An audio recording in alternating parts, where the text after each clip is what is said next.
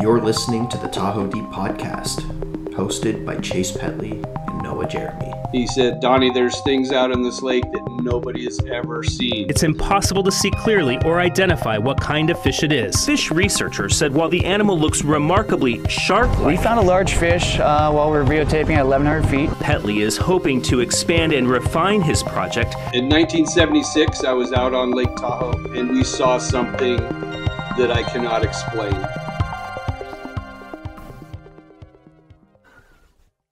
Hi, everyone. My name is Noah Jeremy. I'm here with Chase Petley, the man, the myth, the legend, and this is the TahoeDeep Podcast. Thank you for joining in. People really liked the first podcast, surprisingly, and our TikToks exploded, millions and millions of views. So thank you. That's very encouraging. And in this podcast, we're really going to focus on the creatures of Tahoe. Some of the legendary creatures, what we think we might find, what we have found, some of the video of what Chase has filmed down there. But before we get there, let's do a bit of a recap, Chase. So, Lake Tahoe, what is it? Lake Tahoe, it's an alpine lake. It's an ancient lake. It's at 6,225 feet above sea level. It's existed in its current state between 5 and 3 million years when it started forming. Kind of how it looks today. It's undergone lots of changes, though. And I think you have some slides, actually. Glaciation, we have volcanic activity, and we can touch on that just before we get that. So it's been in the current state as is for about 3 to 5 million years. The basin itself around Lake Tahoe is upwards of 24, 25 million years old, which puts it, the age of this lake puts it above 98%, 99% of all other lakes in North America. The average life cycle of a lake in North America is only 10 to 20,000 years. So the intense age of Lake Tahoe opens it up to hosting all kinds of really cool wildlife. And especially when you couple that with the most significant aspect about the lake, which is its intense depth. Right. How deep is Lake Tahoe, Chase? We currently think that Lake Tahoe is 1,645 feet. I have an inkling that might be a little bit deeper, but that's current belief right now. And you took the words And why right might out of my it mouth. be deeper? Why might it be deeper? Well, because of fault lines and stuff? Fault lines and some evidence we've seen through video. The resolution that have mapped the bottom of the lake as far as the kind of sonar LiDAR technology that they've used doesn't have a great resolution. So if there is trenches and things that are at the bottom of the lake smaller than a football field, it's going to show up flat. You're not going to see anything deeper. It's just going to look like a parking lot. So very possible that we could have some deeper spots there. Here's a great aerial photo of Lake Tahoe just to grasp the scale. It's almost 200 square miles in size. I think it's 12 miles by 22 miles wide and long. It's a very big lake. When I was flying over it in the plane, I thought I was flying over ocean at first. It's right on the border between California and Nevada, which is very cool because there's been a lot of geologic activity in very recent time. The whole area was, of course, under ocean at one point. And if you walk all around Lake Tahoe, you'll see all kinds of cool fossils, ichthyosaurs, a type of plesiosaur, a lot of just, smaller fossils and shells. So it's a very geologically active area, and it has a lot of really cool paleontology. What would you call that? Paleontological history? That sounds like a good word. Yeah. I don't know if you made it up, but it is good. I do think I made it up. So I wouldn't quote me on that. I'm not an expert. I have an unfinished geology degree, geoscience degree, and that's about as far as I go. So again, to recap, the basin's 24, 25 million years old. And Chase, you want to dive into, we didn't talk about this last time, you want to talk about glaciation. Yeah, real quick. So Lake Tahoe is formed by fault blocking. We have a it's part of the lake to the left is going up. Well, in the center of the lake, it's actually going down. So you have a really defined area at the fault line, which makes Lake Tahoe so deep. At the bottom of the lake, it's covered with hundreds of foot of sediment. So technically, in one way, the lake is a lot deeper than we think. What you can see at the bottom left of your image there is you actually see the glaciers that are on the Sierra Nevada mountain range. Those glaciers actually carved out the iconic Emerald Bay and a couple other areas that we see in Lake Tahoe. It's also clogged up the Truckee River multiple times. The lake has actually been 600 feet deeper than it is right now. And we see that with evidence of high up shorelines. And I have gotten evidence of shorelines submerged underwater. They're quite clearly defined as ancient shorelines when the lake was actually shallower. Through glaciation and volcanic activity, there's been so many changes to the lake, but it has been existing in one way or another for, like you said, millions and millions of years. So. Yeah, and I remember we actually, and you'll see this on our YouTube channel and probably on TikTok at some point. We were walking along the bank, I think it was North Lake Tahoe, yep. And we come across this overhang cliff part, and you can see the ancient water levels, like 20 meters above the current water level. And all the caves. And caves are interesting because that's a great place for different kinds of fish and predators and creatures to hide. So there's no shortage of places to hide in Tahoe. We got caves on the eastern shore of Lake Tahoe, most famously Cave Rock. It's a big cave that you actually drive through when you're going to Lake Tahoe. This is a great opportunity. You can see dozens of caves. Yeah. This is a great opportunity to show the footage we have of Cave Rock. We took some drone footage. So keep talking about this, Chase, and I'm going to track that down. Yeah, so caves are definitely something that we know exist in Lake Tahoe. Even ancient Native American myths say that the lake was formed by a bunch of water rushing from an underwater cave. It was another Native American legend about Olga's Nest, and they say that the lake formed through the water flowing from Olga's Nest. Another Paiute old legend is that there was a man that was fending off an evil spirit, and he had a stick, and when he put that stick on the ground, water sprang from it. And as he was fighting off the evil spirit and he got to Lake Tahoe, he accidentally dropped the stick on the ground, and the water flew so fast that he couldn't stop it. And that's another ancient myth about how Lake Tahoe formed. So we have a bunch of stories, myths, and legends that Lake Tahoe actually formed from an underwater cave. Let me thank you. That was the perfect amount of time I needed to find this. I have Cave Rock. Let's just show the drone footage real quick. Just so that people was have a an fun idea day. of what it looks like. That was awesome. That was the last And trip so we came just, up here. Just to give some context, we asked if we could fly this drone in this area because it had a geolock, and the guy working there is like, yeah, go for it. I don't care. You're not allowed, but go for it. And so we fly it, 1 in a million that anything would happen, that like a helicopter would come about. Sure enough, I'm right here filming this rock, and like a Coast Guard style helicopter holding an electric pole comes flying over us and drops it right down at the exit to this drive right here. In this small little parking lot, and we were standing right there flying this drone. So I start panicking. I don't think you'll see it in the video. I think it was a little bit later it happened, but I start panicking and trying to fly this drone back while it's happening. But you can just see the scale of Tahoe, how beautiful it is, and how cool this structure is. Absolutely. Yeah, so there's also myths that right in this area that divers were down and they found an underwater cave. And it's a complete myth. You'll find it on the internet. They say that a large creature sprang forth from the cave. This is one area that I'd like to do some underwater photography at maybe a little bit more than 100 feet deep and see if we can identify some more caves in this area. I don't see why there wouldn't be. I have filmed smaller footage of that. Enclaves, in that area. Let's go back to the presentation. Share this tab instead. Okay. So yeah. Do you want to talk any more about glaciation, Chase? No, I just wanted to put out there that there was definitely glaciers that helped form part of the lake. Yeah, and the lake was deeper. It's been shallower. It's been significantly deeper in the past. A lot of cool history surrounding it. The most important thing, it survived this intense climactic change. So let's talk. Before we at the end of the last episode, we talked about legends and folktales a little bit, where facts and fiction, the line between it are blurred. You know, there's some Native American legends from the Washoe and the Paiute Indians.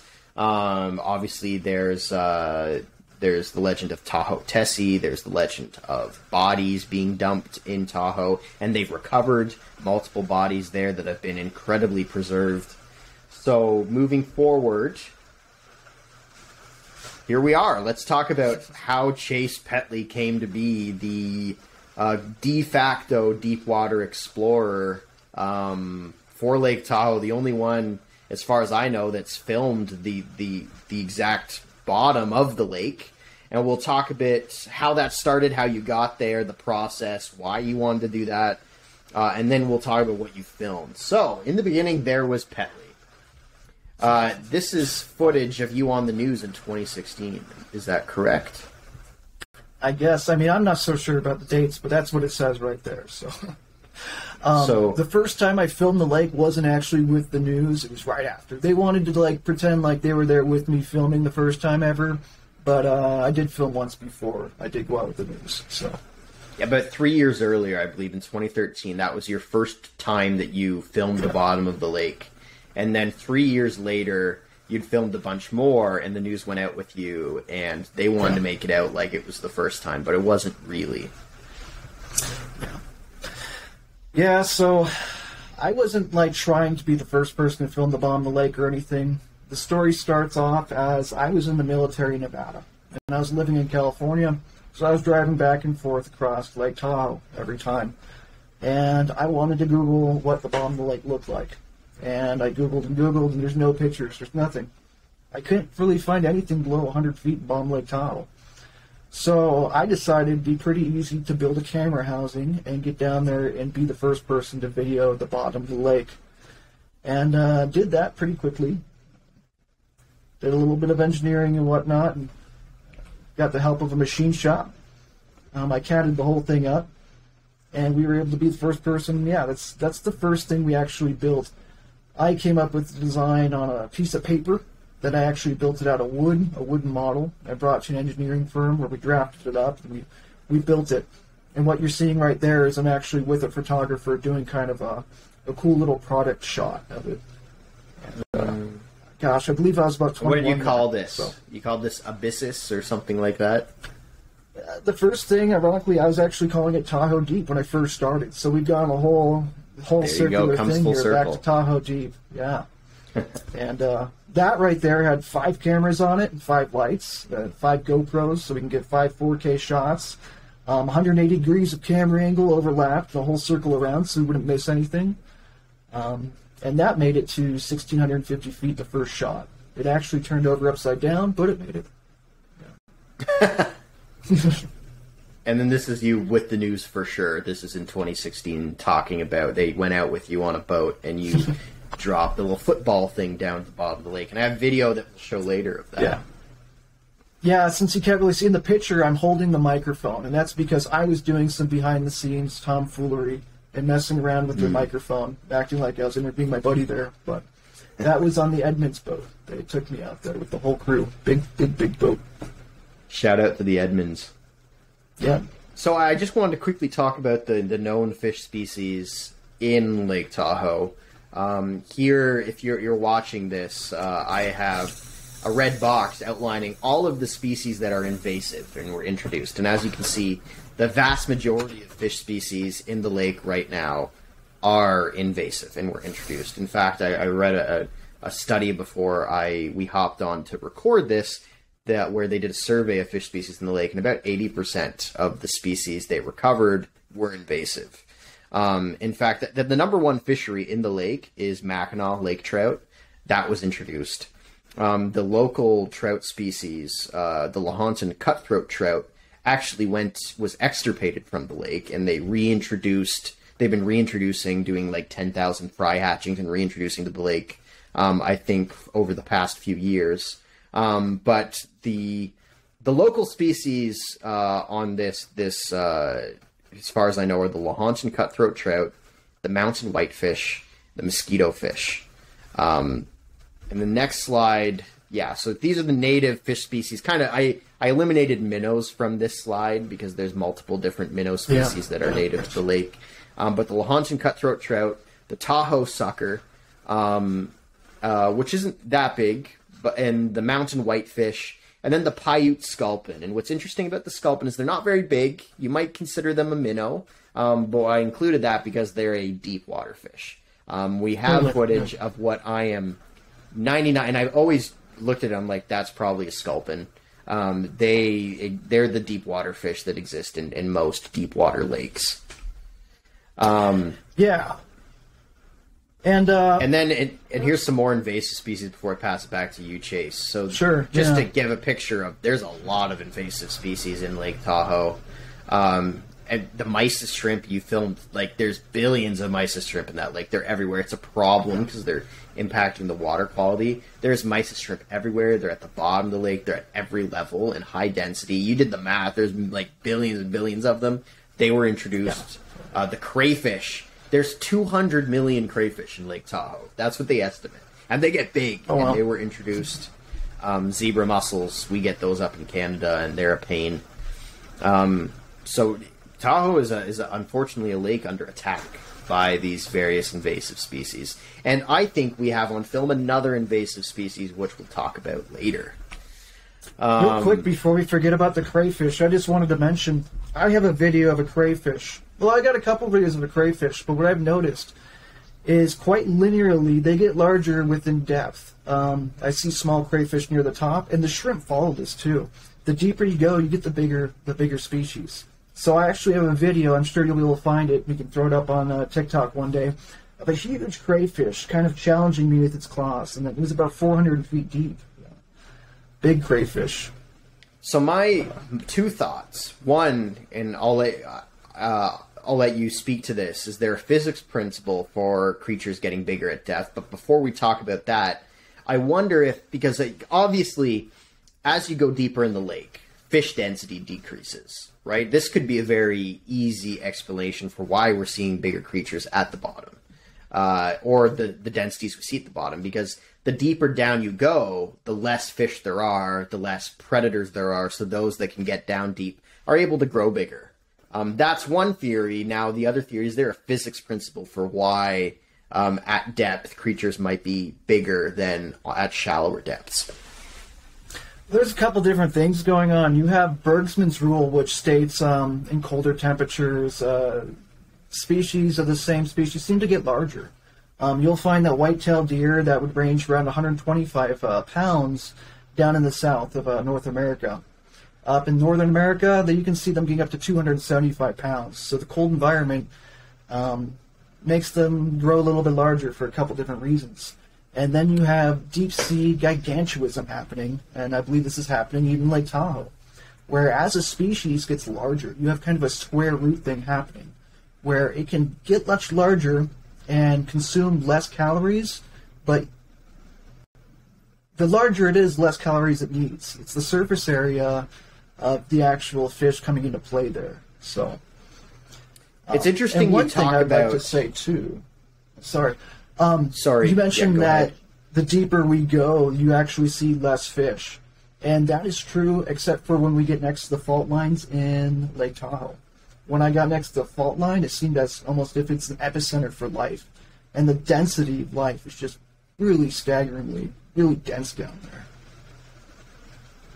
And the theory we have, the working theory, is there's some deep water vents, some volcanism going on that is spewing nutrients for there to be an ecosystem at the bottom of the lake that can thrive there. So that's kind of the theory, because you filmed some shimmery water, which I'll try to track down and include on TikTok or YouTube at some point.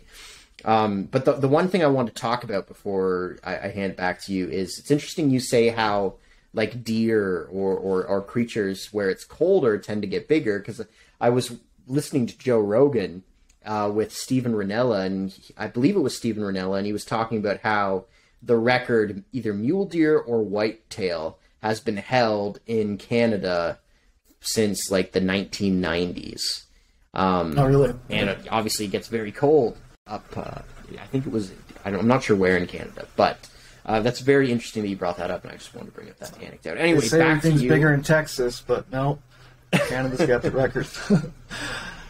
Yeah, so obviously I do work out in the ocean, and I see the same species at 6,000 feet deep that I see at a couple hundred feet deep, and it's a pretty like stone cold law that they get massive when you go deep. Isopods and everything, they just get absolutely massive. And so why do they get massive? Is it just so that they can withstand the temperature and the pressure, or is it because they're not predated on as much? What is the... Do you know? Well, there's a couple things that I think play into that. You have essentially the surface area of a stomach based off of the whole surface area of the animal. Multiple times 4. The stomach, and then you have the surface area of the animal being 4 times larger than that. So you can scale that up. There's also less movement. They don't need to move fast and be a fast species. They don't need to be a fast predator, and they don't need to evade prey. So they can be very lethargic down there. So they don't need to exert lots of energy. You find that a mouse needs to eat maybe one-tenth of its body mass to survive, where you can scale that up to a cat. Now, it's eating 1/10 of its body mass, but it's actually eating a lot less than the mouse to perform the same kind of activities. It's Right. We'll go into that a little bit more detail, but probably have to do maybe a on little another drawing on episode that. we'll dive into that. But that's very cool, and I think that would explain a lot. So, moving on, this is, I believe, the first thing you filmed at the bottom of Tahoe was like shrimp and crayfish. And at some point, you actually accidentally recovered this shrimp. Yeah. So when you see that picture of me with a photographer and we're taking a picture of that camera with 5 cameras around it, it had hollow legs. And this is something we did on accident.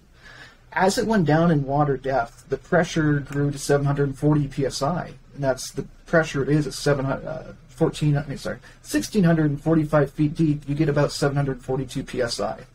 So that bubble was compressed, and as it hit the bottom, that bubble collapsed, and it created a suction, and it sucked up a lot of sediment and gravel, and unbeknownst to me, it actually sucked up the shrimp. So when we brought it back on the boat, I popped that little bubble again and drained everything into a water bottle, hopefully collecting what I thought was the bottom of Lake Tahoe. But lo and behold, this little thing was swimming around in the water bottle, and it was a mysis shrimp. And how long did it survive? Well, so I tried to emulate its environment. So I put it in a water bottle and I put it in the fridge. And I think I had it alive for over 10 days. Yeah. Really? That's resilient cool. little bugger. Yeah. Yeah. Considering it went from such an extreme depth up to the surface. And you can see in that picture, it's really red. The adolescents are very red, and as they grow, I've seen them up to 4.5 inches long. They become translucent, and you can see through its body. You can see its organs and everything. So. Now, is this a mysis shrimp, or do you know, is this a different type of shrimp? From what I was told, I contacted the UC Davis at the time, and they told me that looks like a mysis shrimp. So that's what we believe it is. So, unfortunately, an invasive species to the lake. Yep, but living down at 1,645 feet. So I just wanted to show, this isn't super deep, this footage. How deep do you think this is? I'd have a hard time telling you the exact number, and I don't want to exaggerate. If I had to guess, just based off of what I can see from the ambient light, I would say about 400 feet. That would seem about the correct level of light there that we're seeing. And for those listening, there's a bunch of Mackinac lake trout swimming around, just massive clouds of mysis shrimp. And the point of this video is to illustrate Tahoe is filled with mysis shrimp. There is so much biomass in the lake. It's why the lake trout gets so big, and there's such a big... I don't know if there's a commercial fishery, but there's definitely people going out on boats to catch these things and paying good money to do it. I know our friend back in the day, there Carrera, was commercial fishing. Yeah. There you go. There's so much food in the lake. So if people are worried that big creatures couldn't survive in the lake, big fish, because there's not enough food. I know when we're talking about Loch Ness, for example, that was the big critique for the Loch Ness monster. Scientists said there just wasn't enough biomass to support a creature of any size like that. if there was a lake for a creature of that size to exist and sustain itself, Lake Tahoe would be it. There's so much biomass. To be fair, though, this is an invasive species. And this kind of biomass, with at least this species of shrimp, did not exist for most of the lake's history. To be fair. But in current day, the lake could definitely sustain all kinds of large life. So I think as you move on, we're going to show a little bit more evidence of that, so I'll wait to talk about that. So now this is interesting. This is the first fish you saw at the bottom of the lake. This is about 1,640 feet deep. That was when we were right at the bottom. We went out to one of the deepest points in the lake. Yeah, the lake cuts off about 550 feet. So this is what I believe is a morphology of a lake trout. But them being at 1,645 feet kind of goes against the depth that lake trout are supposed to live at.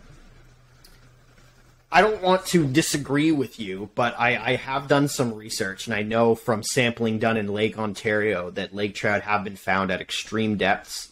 I know in Lake... How deep is Lake Ontario? Let me just look up quickly. Lake Ontario depth. I know it's nowhere in feet. I don't care about meters. So Lake Ontario is 800 feet. So I know that they found lake trout up to 800 feet, like at the very bottom of Lake Ontario. Of course, that's one half the max depth of Lake Tahoe. So it is odd to see big fish like that so deep down when there is no light, no way for them to see down there. They're relying entirely on, I don't know, smell.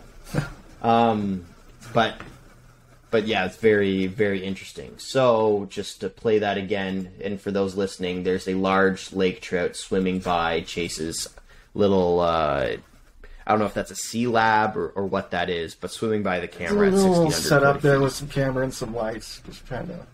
I believe there's actually bait that day on the little camera apparatus. So this is fun. This is the video of Chase on the news, so I figured we'd share that and we'd just watch it. So let's turn the volume on. You want to help him load up? Just after sunrise, Chase Petley and a couple of his friends met up with the Edmonds family to head out on Lake Tahoe. While most summer days the Edmonds sail around the top of the lake, today they were taking Petley out on a bit of an amateur research mission to see what lies beneath. I'm looking for anything that's interesting. I'm looking for wildlife. I'm looking for beautiful landscapes. I'm just looking for anything that would get people interested in Lake Tahoe. Petley has designed and built his own waterproof device to house a GoPro camera and powerful custom LED light, all capable of withstanding the pressure at Tahoe's deepest points.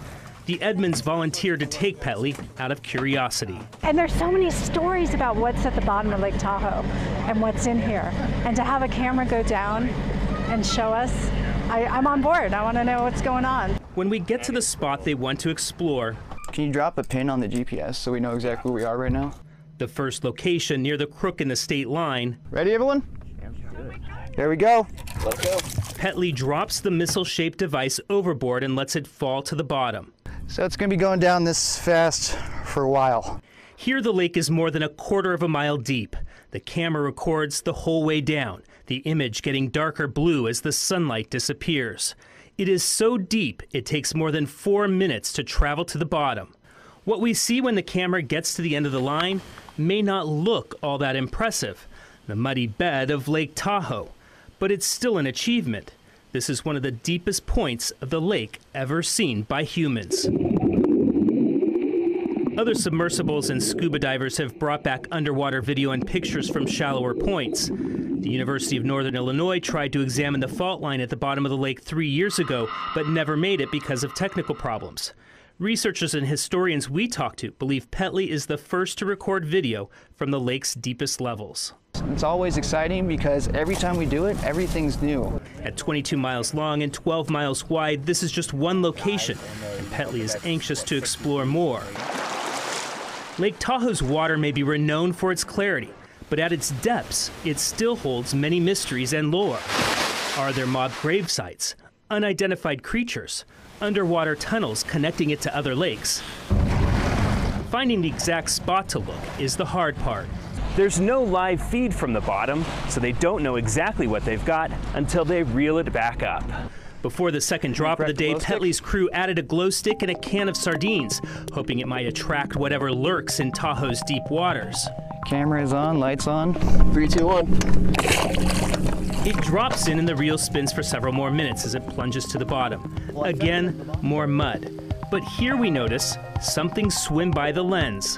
With the silt blocking our view, it's impossible to see clearly or identify what kind of fish it is. On another dive, though, Petley's camera caught this. We found a large fish while we were videotaping at 1,100 feet, and we don't know exactly what it is. Fish researchers said while the animal looks remarkably shark-like, including the way it moves, experts at UC Davis believe it is most likely a very large lake trout. Petley is hoping to expand and refine his project to explore more of the lake bed. I definitely think there's species or life at the bottom of Tahoe that we don't know about. And ultimately answer many of the questions about what lies below Lake Tahoe. On Lake Tahoe, Kevin Oliver, KCRA 3 News.